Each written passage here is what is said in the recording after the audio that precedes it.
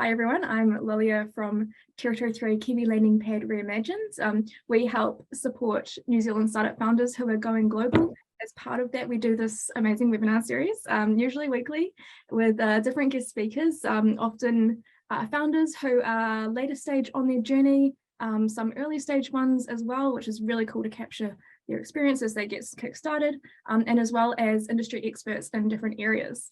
Today, our guest is Hamish Acland from Mons Royale, which is a merino clothing brand which was founded down in Wanaka. But I know you've got a massive story to tell on this, which is super exciting. And I was just listening to a podcast just before about telling how you kind of kick-started from going from skiing to having the idea and kind of brewing on it for a little while, and then turning it into reality. So I'd love to introduce Hamish and ask if you can do just a bit of a background on how did this get kick-started, and in your journey in terms of skiing over the years, and how you got involved in entrepreneurship.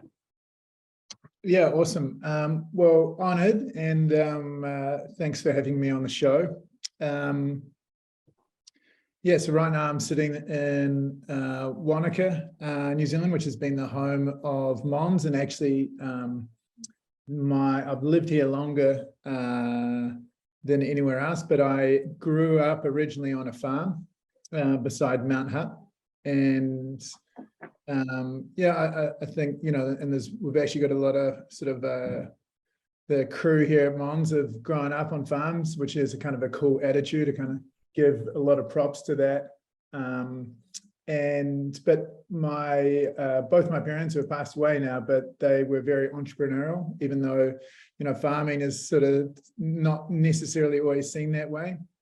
So I really grew up around that, and not knowing it really shaped who I was, and I had a really quite a wide sense of that I could kind of go on and do what I wanted to do, which is I think a very fortunate upbringing. And so I kind of had that foundation through my family, and then when I left school, I essentially just wanted to be a skier, and so I just followed that dream, and it didn't really have a career path then. There weren't like really professional skiers. People haven't really gone from New Zealand to take on the world, and even the sport itself was in some respects really just based around ski racing. But I moved to Wanaka, and snowboarding was really big. It was like the heyday, and that had a really entrepreneurial feel, both in the industry, like brands like Burden creating things like their own events, and you really saw the sport and the commercial part sort of come together.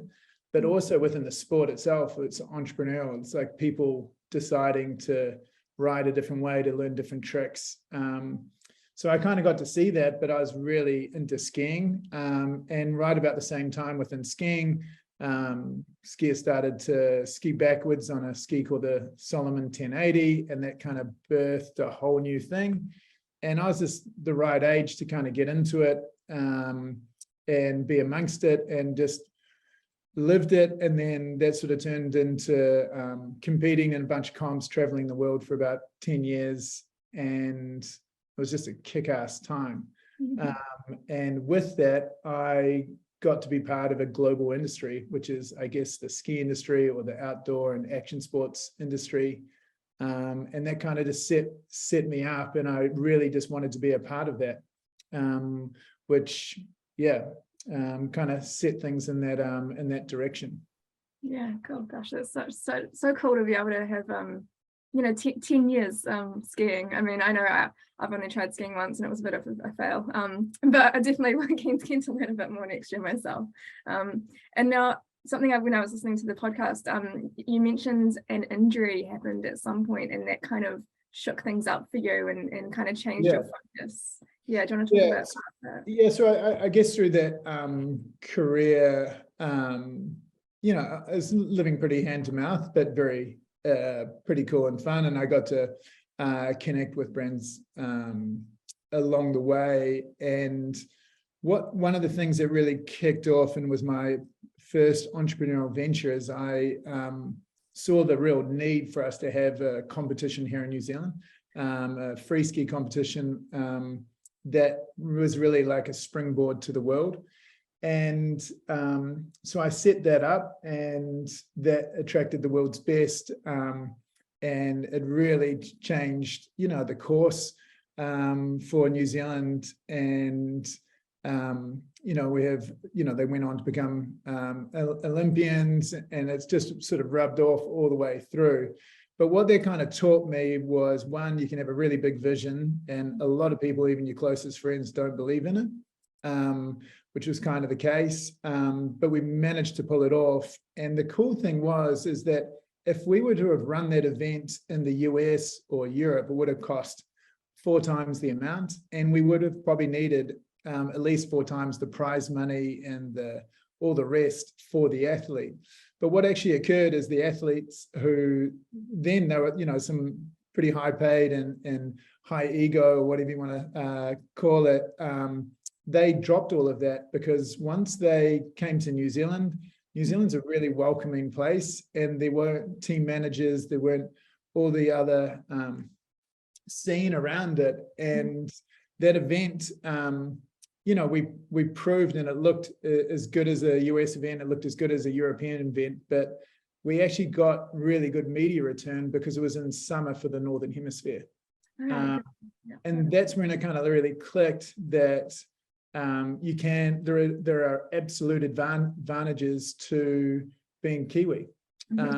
Sure. And another one through my ski career was, another one of those advantages is you're like neutral to a brand manager for the ski brand, which was Vocal, that I skied for. They're having to have a German athlete and a French, because they're trying to connect with all those.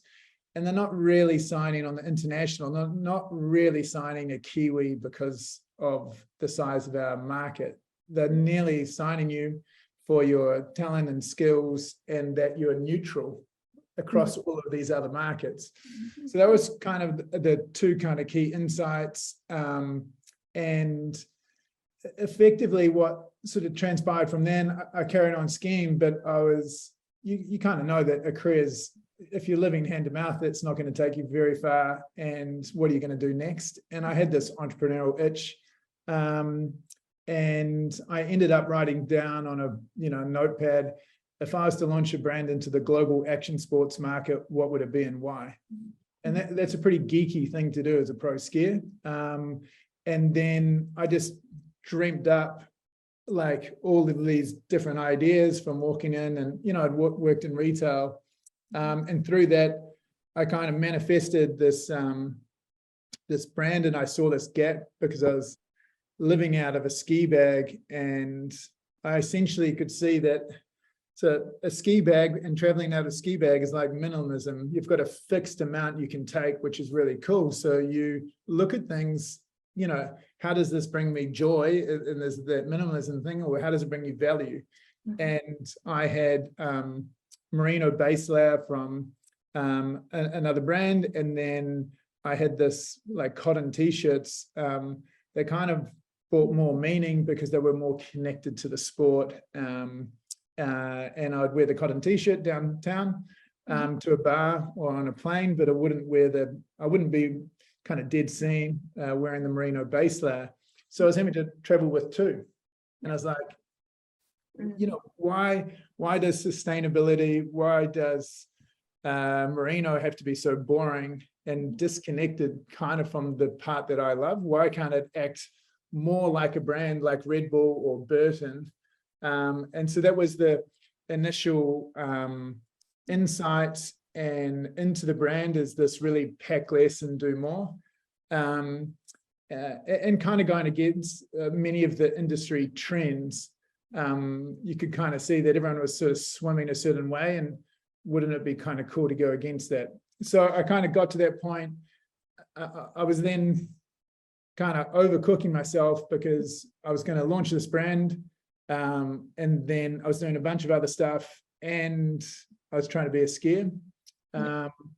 And I ended up having a pretty major ski knee injury, kind of career ending.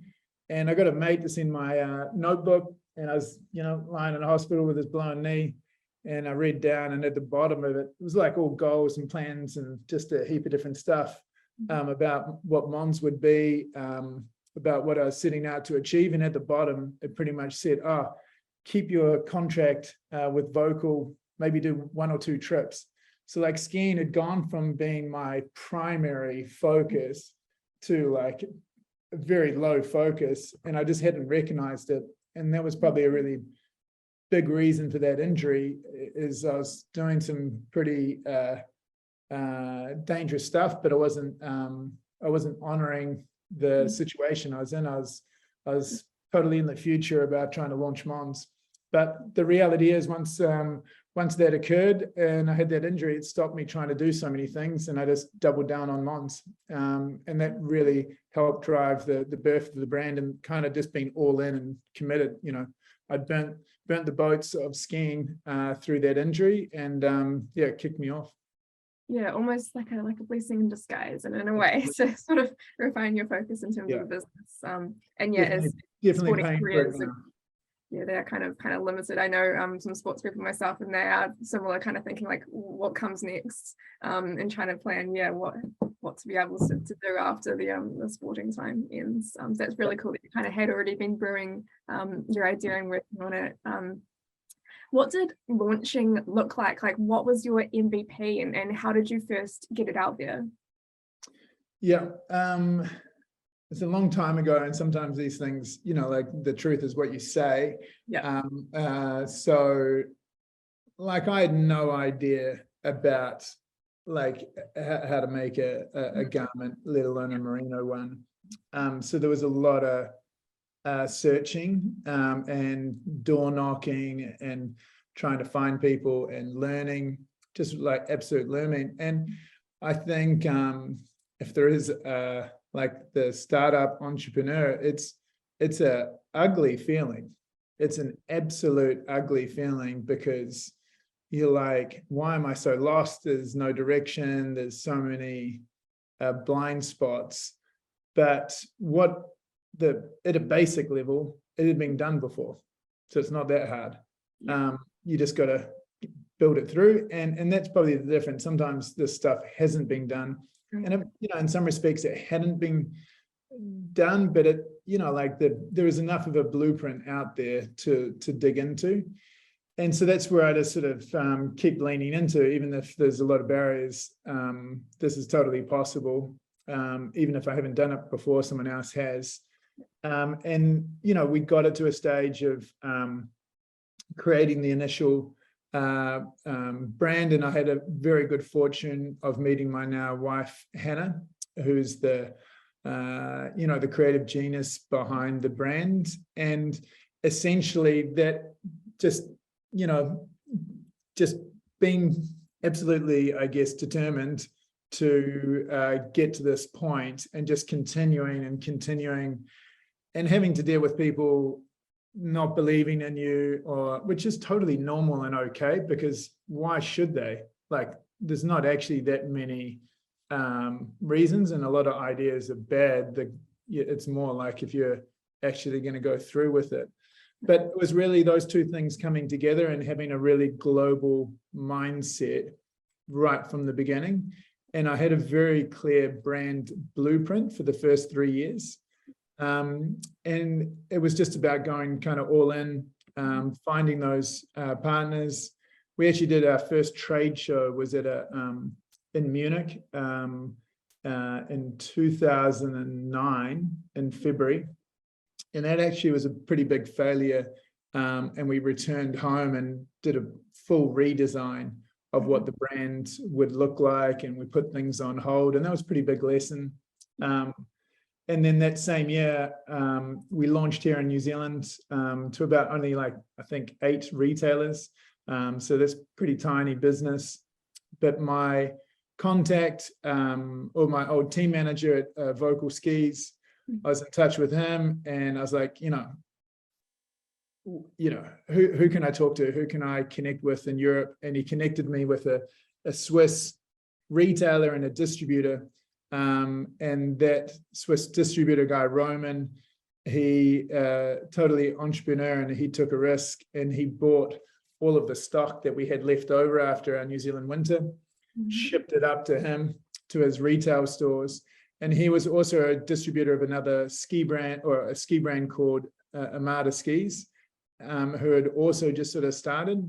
And so a distributor buys it from the brand and then sells it to the retailer. And that's pretty common across Europe, or it was. So we sort of just jumped on their coattails, and Roman sent samples and marketing collateral to all these other distributors. And then year two, we're in 3 or 4 countries in Europe, and then it kicked off and went from there. And the product absolutely had to win, and we were sort of backed ourselves there. We came out so bright and bold, and so unique to the other brands that just we had real hanger appeal, and we really connected with essentially the person that's on the shop floor, which is often a skier in their mid-20s. We spoke to them and we became their favorite brand, and they connected us with other like-minded skiers, and the brand grew from there. Cool. Yeah. So essentially you went quite global straight off the bat, which I guess it was kind of helpful having your history traveling the world and having those sort of connections to be able to kind of make the links to get you into those stores overseas, which is pretty awesome. Yeah. And I think it's a good point. There is a lot of disadvantages of going global first. If we were a brand from, say, Germany, we will have been able to get to the revenue we are today, probably from German-speaking market, and there would have been so much efficiency, single currency, German-speaking, all of that stuff. But it's really hard for a very Germanic brand to then go to America. It is, and it's nearly like you've got some pretty famous new Kiwi brands, and if they become so strong in New Zealand, it's actually not always that translatable to another country. And I kind of knew that, and knew that we wanted to be a global brand from the beginning. And there's not like there's a scale thing for merino, and that you need to hit, and we knew that you only got that scale through kind of going global. Yeah.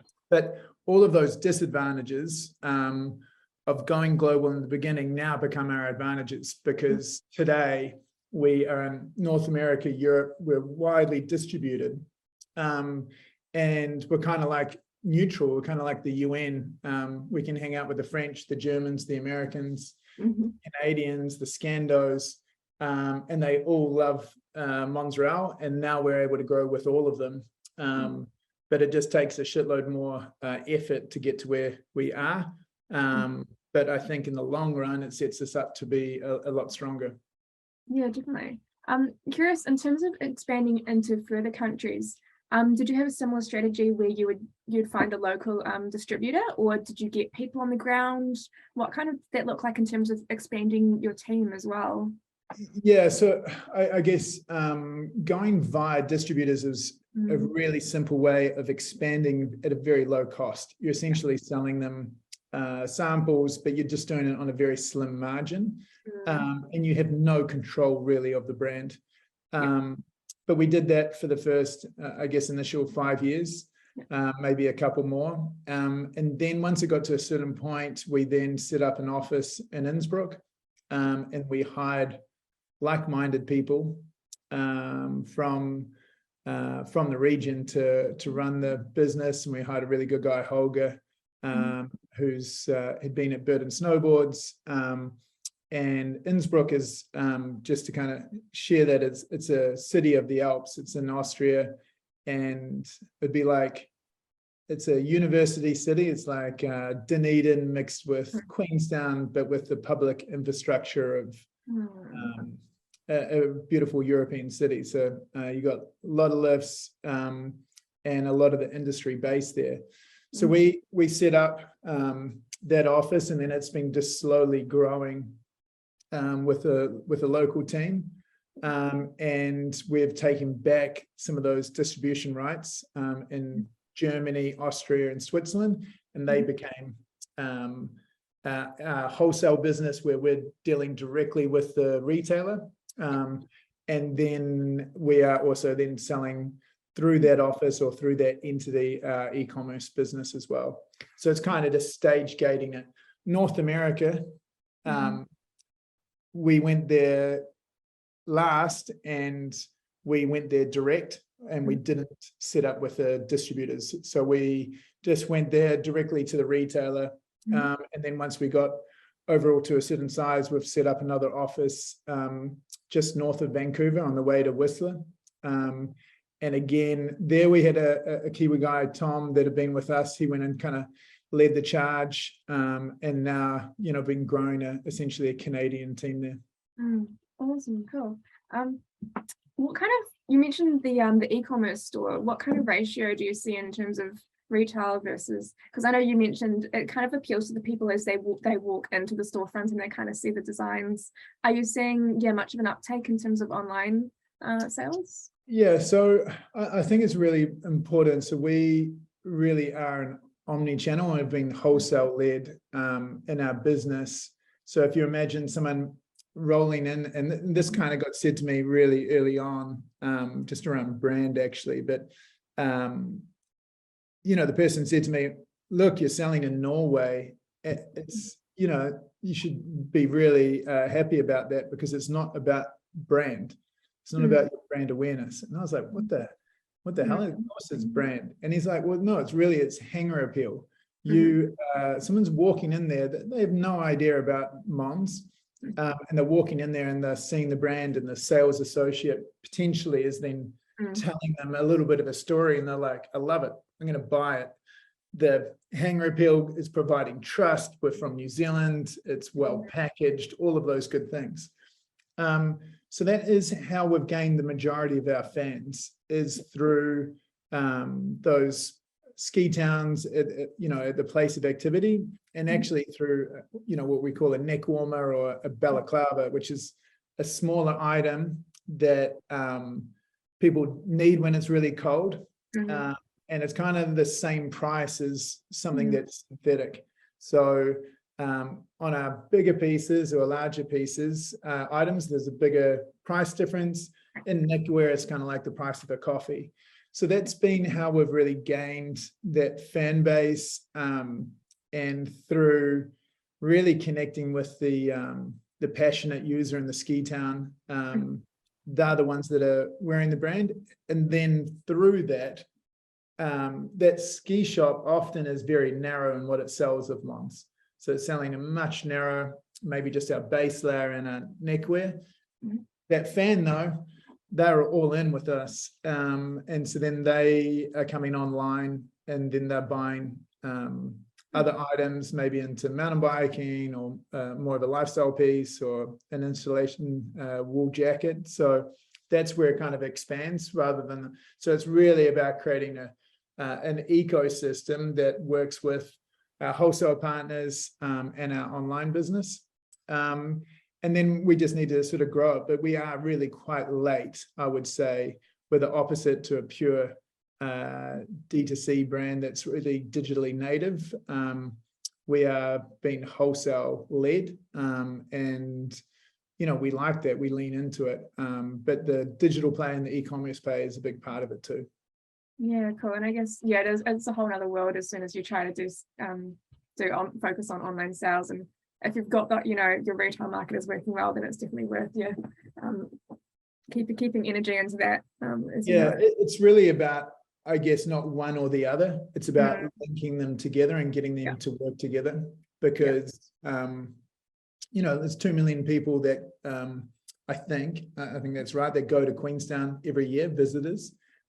So we have retail partners there, and we have a brand store there as well. And what a great way for people that are visiting a really amazing place to find out about Mons, find out about merino wool, and its benefits, and why they should shift from synthetics to natural fibers. That they can do that on holiday, and it's a really good, they've got time, they're kind of open to listening and hearing, and they can do that in one of our partner stores or our own store. But then once they've gone back, say back to New York, then probably the best experience for them is to meet us online. And that's what we're kind of working on, is how do we kind of link those two things together? Awesome. And in terms of the market size and in terms of countries that you could be stocked in, how much further is there for you to expand, and is that on your plans to kind of keep going? We're not looking for new countries so much. We have some very mature markets. If someone knows Mons in New Zealand, Switzerland is about the same. So we were in Switzerland from year one, and we're competing against multiple other brands within the category of, say, base layer, and then in mountain biking as well. And so in Switzerland, it's about us going a little bit broader, like essentially growing within the same store. But it's pretty mature. In, say, America, we're in some of the best stores, but really lightly sprinkled in the key ski towns. So, the States is, there's multiple states. So there's a lot of room for growth there, and in Canada as well. But yeah, so we're in all the key places. It's really about us growing with the retail partners we've got, and then finding some of these new partners that haven't yet met us. And a lot of that is in mountain biking. So we're sort of born in snow, but a skier or a snowboarder, one of the key next activities they do is mountain biking. So we're now kind of with that rider the year round, and we're working and building up the retail partnership, especially in sort of specialty bike, which has been a big focus the last couple of years. Yeah, cool. That is quite smart to kind of have that, the mountain bike for the summertime as well, for targeting that market. Curious, at the start, did you raise capital, or was it self-funded? Have you ever had to raise capital? What is that like in terms of growth? So, initially we did that through family, which I think has a lot of positives, but it comes with some cons as well. So we're fortunate to do that, and to essentially be able to take that sort of initial bet, which is essentially buying a bunch of inventory. And then we did a round, which was really around the growth, and we brought on an investor, which was a Kiwi base, but we myself really went on a bit of a journey, meeting the different types of investors, from private equity, but we landed with a family office, the Goff family, which was out of Christchurch, and that was really awesome, a really good experience to kind of find like shared values and vision. So we've kind of had those, I guess, two key types. And I think, the major lesson for me was really, one, you want to do it far earlier than you need to, which you hear a lot. And then two, it's really trying to find people that align, and having a lot more of those early conversations before things change. And I think, like, right now the climate is, pretty bumpy, and I was really glad we had the right kind of partners with us when we hit COVID, essentially. And I think you just want to really get that right, I guess. And when we started Mons, I actually went to a New Zealand trade and enterprise, and they had a real thing, like they did a trip around the country, and they shared a ton of stuff, which is just like the basic lingo and understanding. And I think often just knowing that shit just makes it easier, because as a founder, that's not necessarily the lingo or are really that interested in. You're kind of interested in your vision. Raising money and whatever that is just a vehicle to get there. And I think it's too easy to get hung up on all of this. You need to understand it. You need to become really good at it. But part of it is probably just getting comfortable. And so you can really stay on your vision and where you're an expert. Yeah, definitely. I know it can be difficult as well in terms of when you go to different markets to raise capital, and lingo can be a bit different, and expectations of how to present yourself and things like that. So definitely it's worth for anyone looking to get into that kind of thing to raise capital, is to look into are things different in different markets, and how to do things differently in that sense. And you mentioned COVID. Kind of curious, I guess, what happens during COVID? Did you was business down a lot? Did you have to change things up, and how did you cope through it? Yeah, I think there was, firstly, there was massive uncertainty. Yeah. And I think we're actually starting to see that again. And we're probably not seeing that here in New Zealand, but definitely in Europe. There's a lot of through COVID, or sorry. In COVID, we certainly did, right? We went into a full lockdown. So I think, there was a lot of uncertainty, and, that has a real impact. I think the absolute benefit of it is it helped change our mindset internally. It unlocked a bunch of potential that we didn't know we had, and the ways we worked, for I guess 10 years, I jumped on a plane, multiple times, 3 times a year, and with a lot of relationship building, and that stopped. And then, there was a lot of this presentation, and I think just being reminded that you don't have to do things the same way that have just been done was a real key learner. And then the other one was, what we've always believed, and like for me, skiing's been kind of like this guide through life, and I just, I love it. I love mountain biking. I love getting into the, being in the outdoors, action sports. That's kind of been a big part of who I am. That went from what people used to see as risky and alternative, that turned into mental health and well-being. And people are going into the surf, and instead of being a surf bum and a dropout, they're seeing it as far more kind of holistic. So there's been a really big shift, and I think that's awesome. There's been a massive shift to people getting on bikes. So I think change of mindset, and then a big shift to, getting into the outdoors and that health and well-being. And then I think the other part is people making a more deeper choice about what they wear, and being far more connected to the choices they make. And I think that's been the flow-on effect from that around, say, synthetics and plastic and oil. And it's just been this continuous thing that's moving on. But yeah, I think so. That's been the big stuff out of COVID. But I think the uncertainty in some respects is kind of continued. When you've got a guy like whatever Putin with, that creates a lot of uncertainty in Europe. But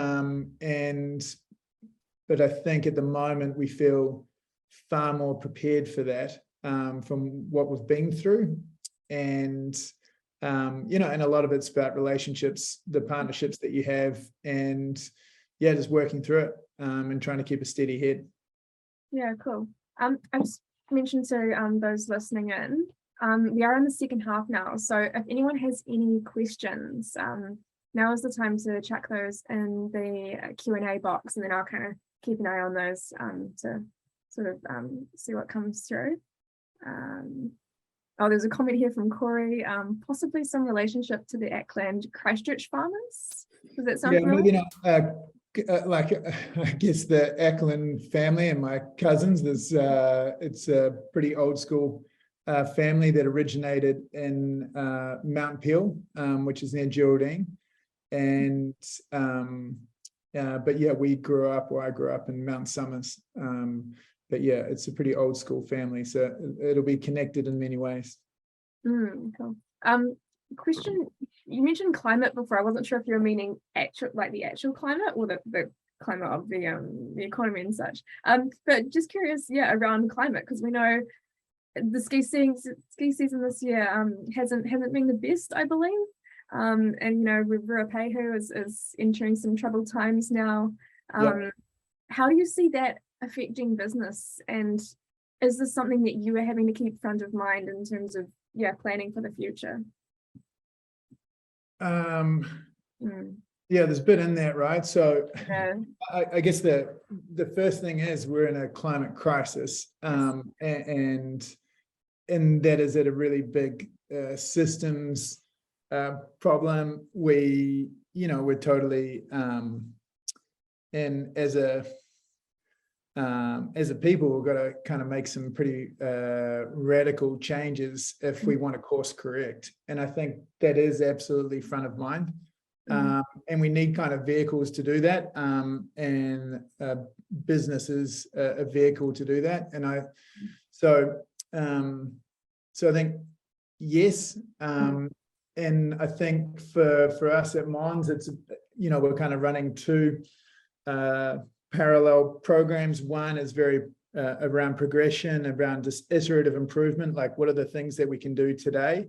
And then there's another program, which is how do we sort of slingshot and look at a totally different model that really brings down our impact and changes how we do things.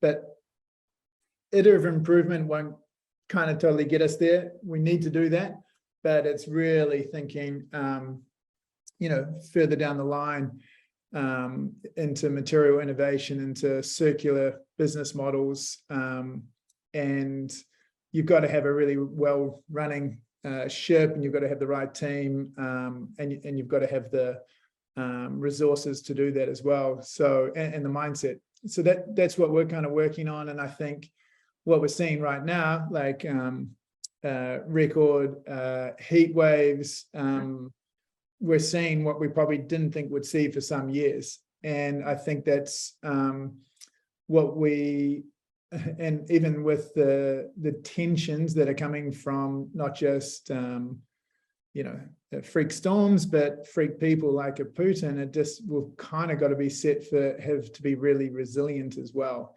And so that shit's definitely front of mind. And yeah, and I think shifting people's behaviors and changing people's behaviors is kind of also key. And I think, from a Mons point of view, where, we totally believe in that action and adventure sports can better people and the planet. And, we want to be kind of part of the solution. And yeah, so I think there's a lot in that. And I think right now we're kind of seeing it all around us. And, in some respects, it's making sure that people get outside and go for a bike ride so they can kind of deal with it, because, it's such a strong driver. If you are feeling good, you can take on pretty big challenges. And I think that is kind of what we're facing. Yeah, cool. So are you kind of saying you're putting a fair bit into R&D? Yeah, absolutely. Yeah, so we've kind of, I guess we haven't done that previously. We haven't been at the size and scale that we can kind of split roles and kind of have one team really just focused on the today ship, and then another one that's looking far further ahead. So we've started to do that, and we've been able to tap into some global expertise, which is pretty exciting. And there's some big opportunity with that as well. And I think a lot of that focus is not just in our, I guess, is to solve some of those problems of, like, say, improving the performance of our garments, and at the same time decreasing the impact. And we've kind of done the first stages of that, and there's still some more to do, which is iterative. And then the next bit is how do you do that at a how do we kind of break the mold, look at totally different partners that might be able to solve those problems, rather than just continuously iterate along. Yeah, true. I think it definitely is a collaborative approach that sort of needs to be taken in terms of the helping reduce climate damage and yeah, and we're not, so we are the brand, we already collaboratively have to work with multiple partners, and sometimes they're the ones that hold the keys. We're like, you know, and if you've got greater scale, then you've kind of got more leverage, or if they've got greater trust or belief in what you think, then you've got more leverage. So that's part of it. We've got to get people to believe and buy in, these partners in R&D, that what we're searching for and seeking for, that they too want to put that investment, and they too want to work with us. But yeah, I think we feel really fortunate right now. We're at a nice size that we can have those conversations, and people are signing up because they can see the track record and they can kind of see our future as well. Yeah, awesome. Got a question come through from anonymous attendee. Have you had to balance growth and the need to be profitable over the years? And if so, how did you approach this? Yeah, good question. So we definitely had some unprofitable years. I think like the margin of error when you're in those early stages is really hard to really hit, because it is really about hitting scale. And if you're just above or just below, at a dollar number, it's not a lot.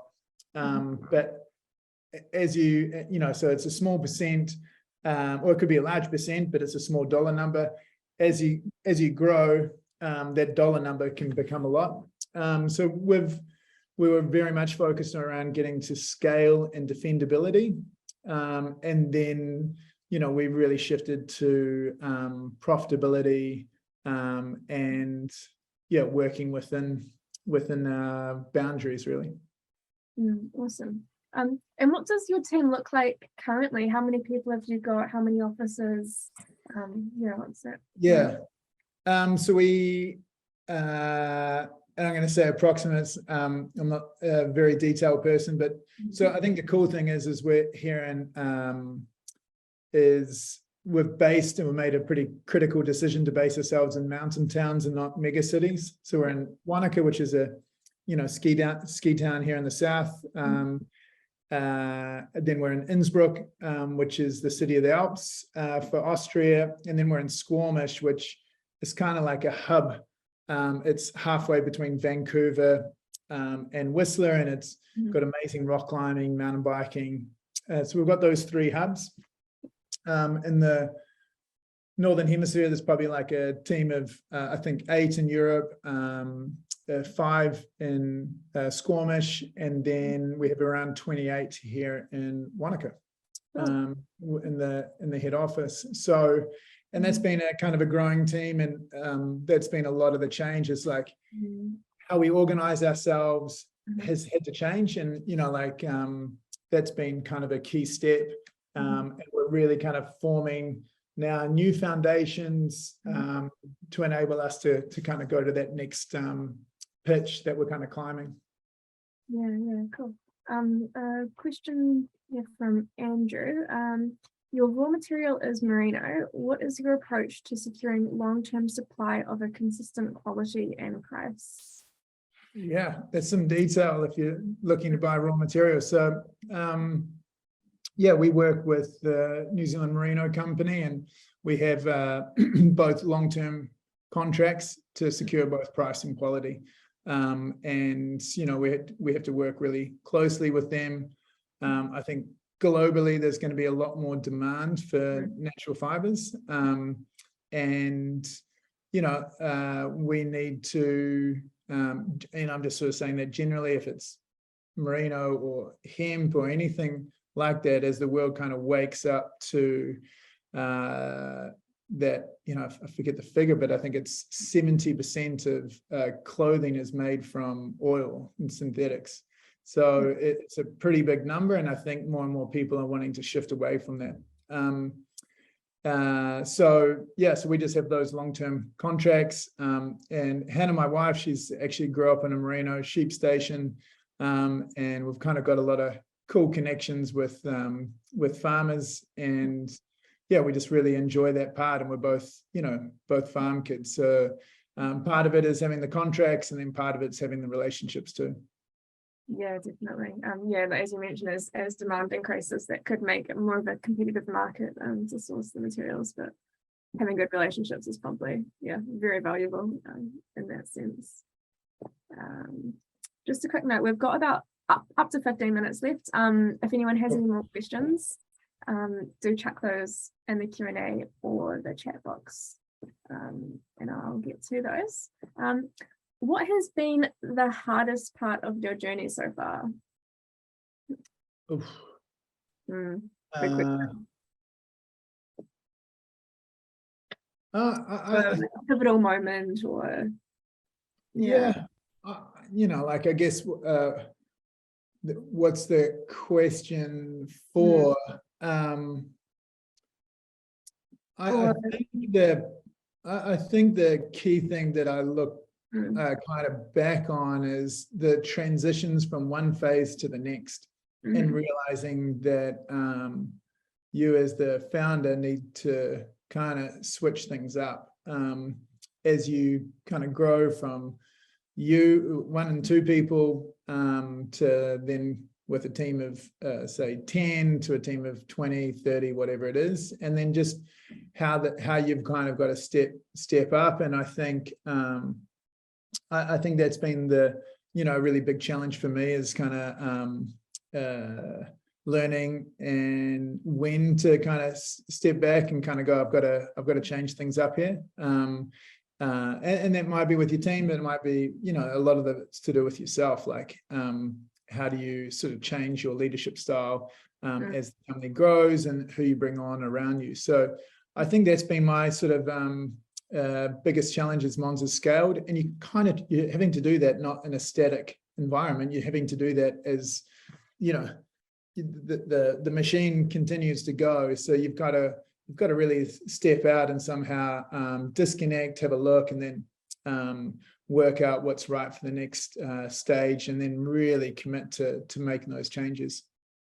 Cool. Okay. No, good answer. I've just had a technical question come through. How did you figure out the specifics of NZ taxes regarding overseas sales? I mean, that's probably something you can't have AID.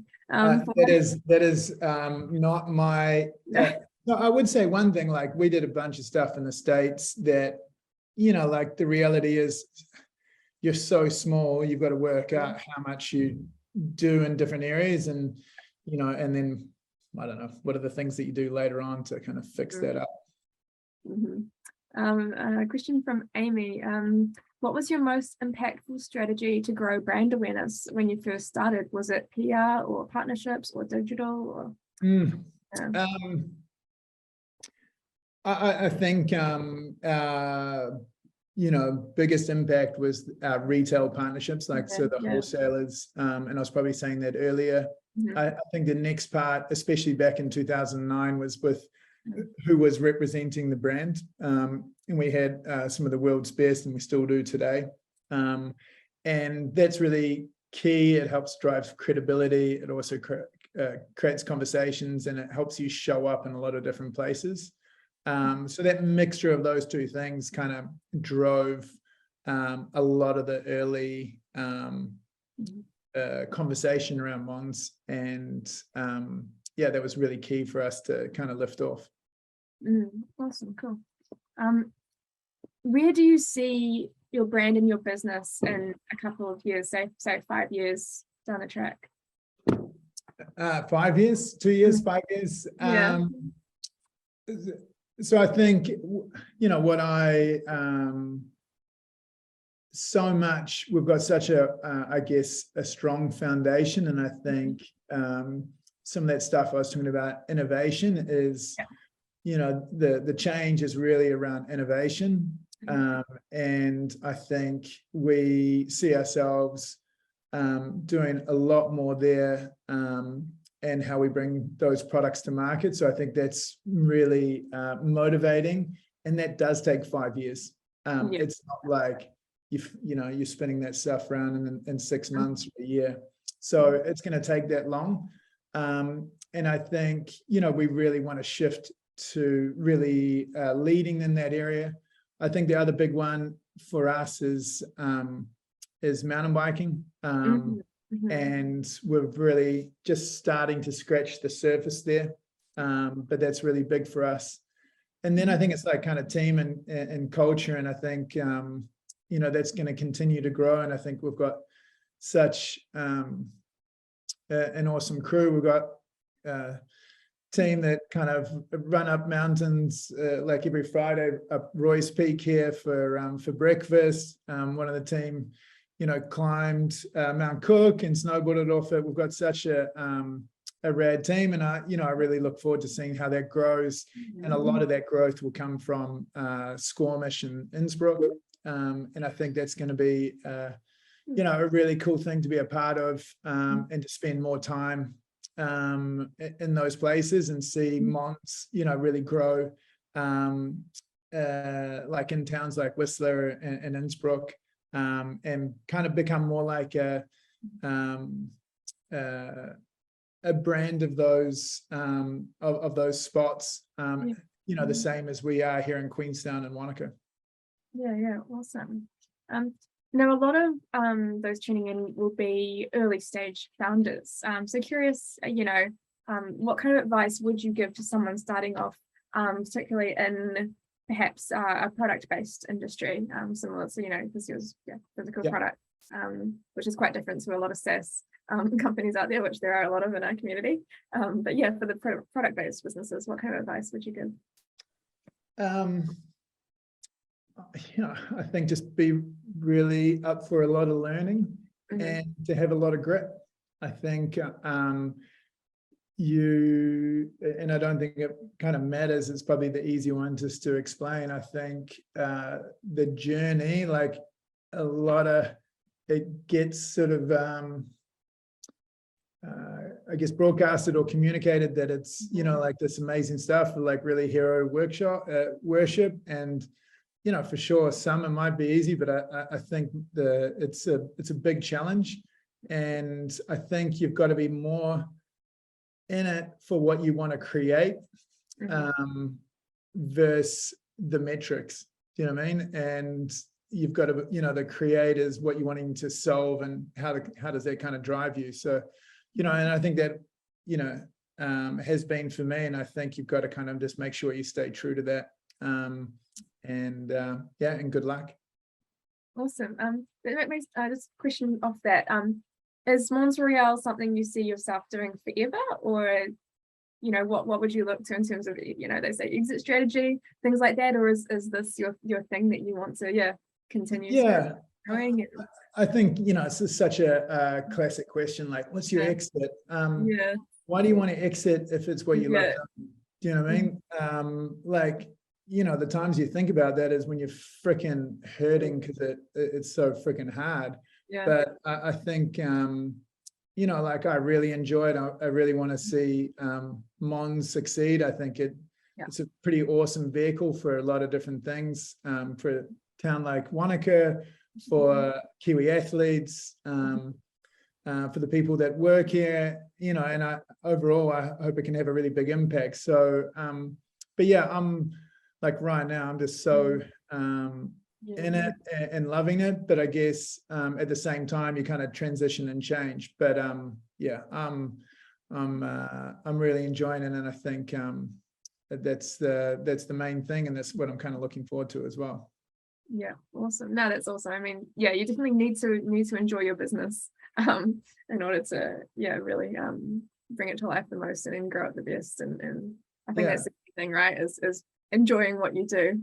Well, you got to enjoy the challenge, because it's not always easy. I think that's the thing, people kind of get mixed up. Like enjoyment can come from overcoming the challenge, but sometimes the challenge is freaking hard, so and not a lot of fun. So I think that's probably the key thing. From me, it's just recognizing that a lot of the joy comes from overcoming the challenges, not from the actual thing that you're doing. Yeah, true. Building up resilience as well is definitely Yeah. one of the things you're able to do. No, that's really cool. Super impressive what you've accomplished over the years. And yeah, no, we're I think we're planning a T3 trip down to Queensland, Wanaka in a couple of weeks. So hopefully we'll be able to catch up again when we're down there in a while. But yeah, it's super exciting to follow your journey and to see, where you're going to go over the next couple of years and the innovations that you'll be working on. Definitely an interesting space to be in. But yeah, thank you so much for coming and sharing your journey with us. Yeah, and we have recorded this webinar, so if anyone's listening and you think this would be really cool to share with someone else, we'll be checking this up on our channels within a couple of hours or so. But thank you everyone for tuning in, and a big thank you to Hamish for sharing your journey growing Mons Royale with us. Awesome. Hey, well, thanks a lot. Thanks for having me. And yeah, best of luck. On the next one. See you later.